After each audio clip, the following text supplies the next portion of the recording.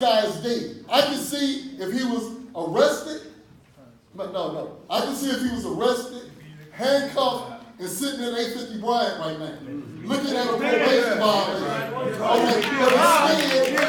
Okay, but instead, the man is deceased, all because of the stupidity and the unprofessionalism of the San Francisco police officer. Right. Just like the sister Gwendolyn just went off, because her son Mario Woods was murdered the same way 2 years ago, a day apart.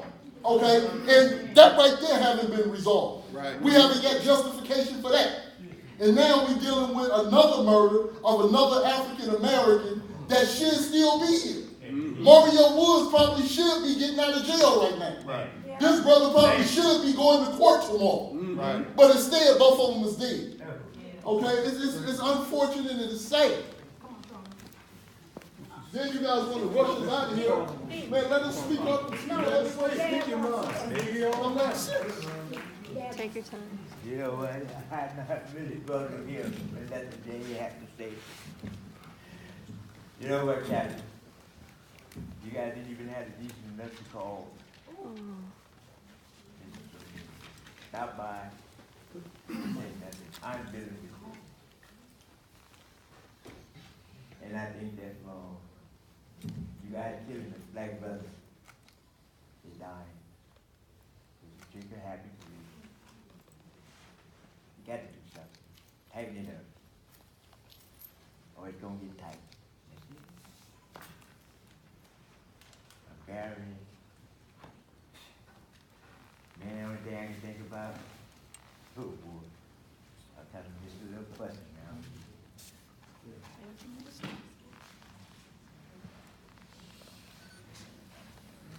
Yeah, dog.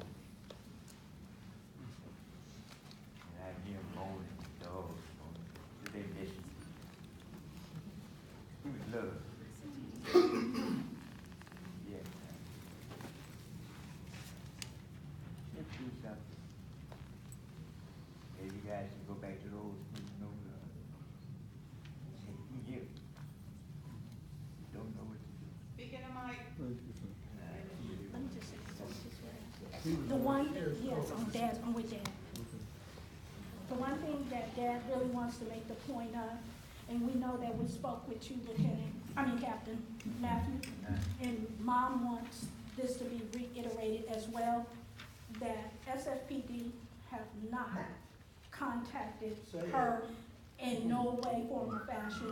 I know that we spoke with you on tonight. I know that you spoke with us on tonight for us to set up a meeting for next week. But Mom and Charlie wants everyone to know that this happened December the 1st. Today is what, December the 7th. This is the message that they want to get across, that not one person from SFPD have come and spoken with them.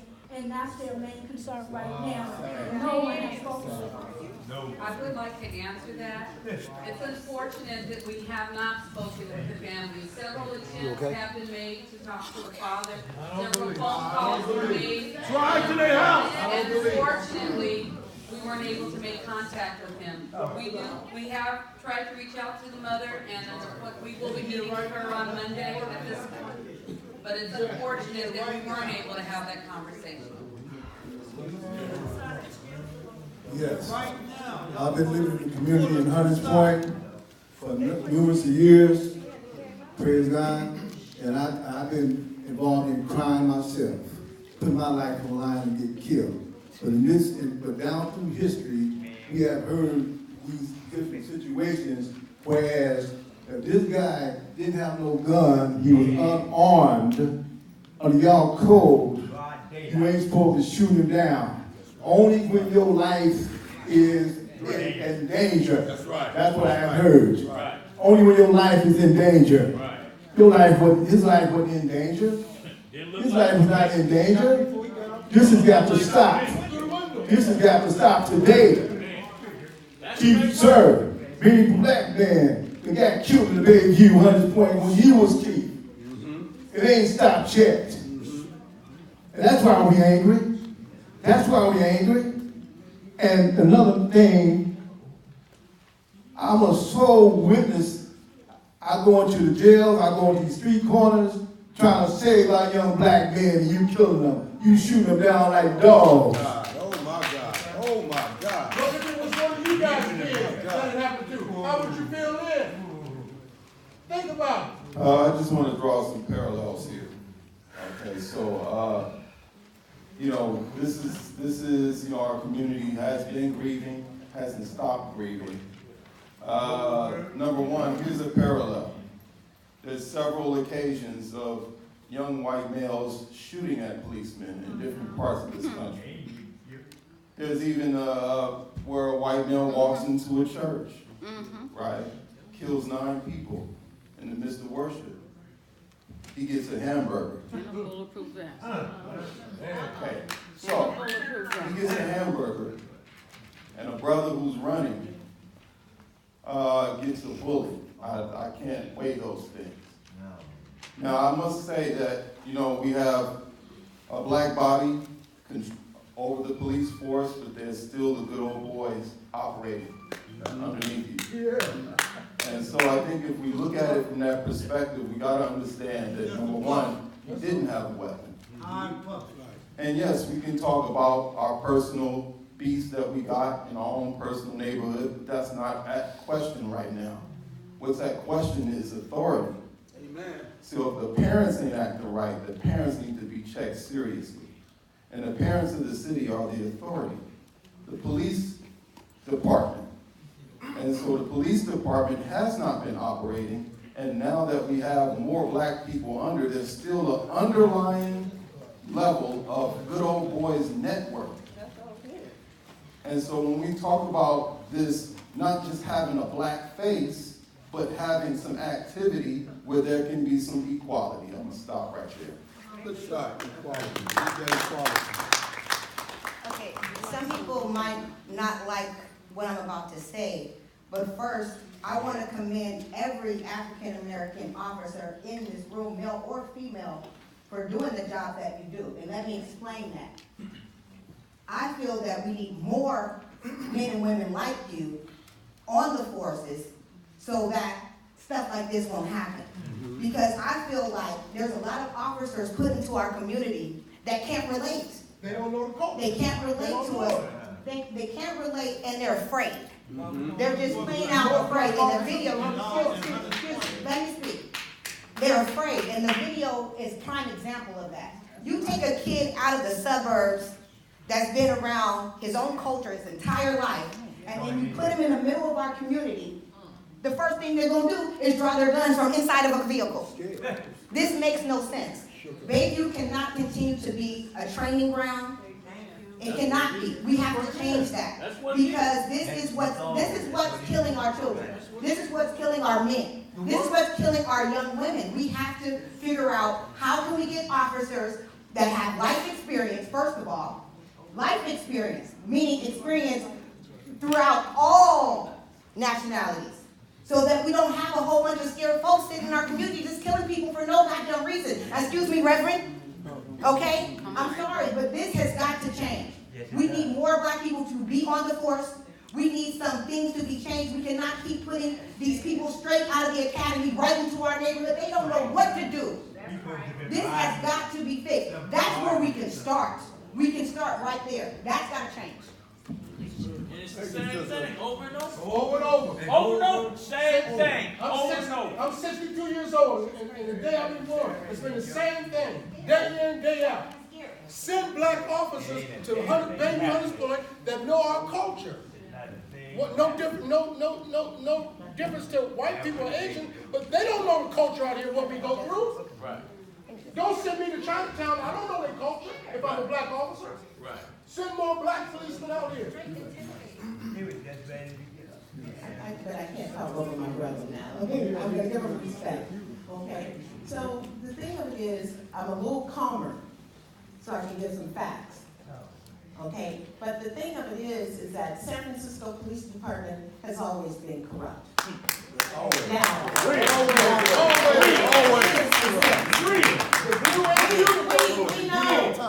know that all the cops in the police department chief is not corrupt. But you have a group, a culture of rogue cops, racist cops, that started back, according to Judge Ladors Cardell, around the Blue Ribbon, in 1937. 1937. This has been going on. And so not only do you have the Blue Ribbon report, you have Jeff Adachi's recent report around San Francisco police officers raising up the arrest penal code for black people, especially here in the Bayview, give them the highest charge because they are the first to write the report and write the charge before the DA ever sees it. And then you have the cops report that talks about, I think it was 294 recommendations for the San Francisco Police Department. And a lot of them had to do around the use of force and officer-involved shootings, because this is what we're concerned about. And then you have the Burns Institute report. And then you also have, going back over 40 years in San Francisco, all these reports done on African Americans, black folks, and have nothing been done. And so we are here in pain. We are here suffering. We are here traumatized. And the thing of it is this. All of you know, every last one of you know, who's in San Francisco Police Department, based upon statistics, that the use of force has gone down on every ethnicity in the city of San Francisco except for black people. Except for black people. And so it has to stop. That young man, 30 years old. That young man, 4 days on the force. That young man with his body camera on. Why didn't the driver have his body camera on? 4 days though. Shooting down someone who is unarmed. And the thing of it is, Chief, we talk about transparency. You have command staff who won't even return phone calls. You have command staff who come into our community making promises, and then when we call on them, they don't return phone calls. So there's no transparency. So if we're going to do something, and especially around these work groups that the DOJ has recommended for the San Francisco Police Department to hold, why do the work groups don't include none of us? No. Why don't the work groups include any of us? Why aren't the work groups here in the Bayview? Why aren't the work groups right here? Why aren't you talking to people who are feeling this, who are experiencing the pain, who are experiencing the losses of our children? It cannot go on, Chief. It cannot go on. And even to the black folks who sit on the board of supervisors, who sit in the directorships of police accountability, who sit all over, you don't show up. Now let's get real about this. Making all this money, but you don't show up either. And you know what? It has to stop. Enough is enough. And what it is this. Justice is just us. And if we're going to fight for justice, then all of us are going to have to fight together in order for us to bring this dirty, rotten, rogue, racist culture in the San Francisco Police Department down. You got to bring it down. And the only way you can bring it down is that we have to stand together. And so let me hear every one of you. Are we going to stand together tonight? Yeah. You got that right. I got that right.